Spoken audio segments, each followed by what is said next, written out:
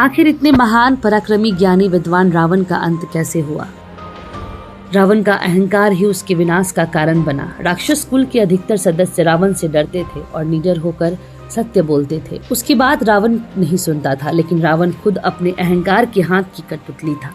उसका अहंकार उससे जो कराता वो वही करता। रावण के ज्ञानी होने के बाद उसे स्वयं पर अत्यंत अहंकार हो गया। वो अपने बल से इंद्रादि देवों को भी परास्त कर चुका था। उसने अपने तप बल से इतनी शक्तियां प्राप्त कर ली थी कि देवता भी उससे डरने लगे थे।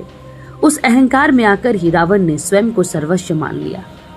रावण को भगवान ब्रह्मा और भगवान शिव से वरदान प्राप्त थे। रावण ने ब्रह्मा जी से अमृता का वरदान मांगा था, जो कि उसकी नाभि में समाया था।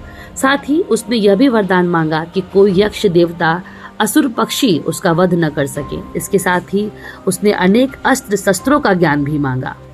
भगवान शिव को प्रसन्न कर अनेक वरदान प्राप्त किए। उसने भगवान शिव का चंद्रहास प्राप्त किया। इन सभी वरदानों ने रावण को अमर बना दिया।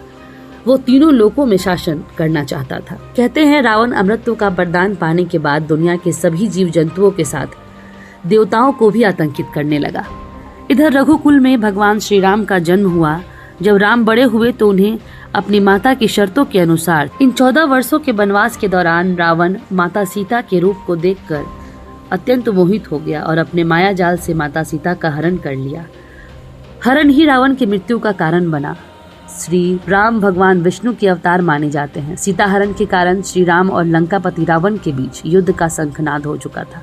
इस युद्ध में लंकेश को पराजित एवं उसका वध करके प्रभु श्री राम ने समस्त सृष्टि को रावण के आतंक से मुक्त कराया। अंततः असत्य पर सत्य की जीत हुई।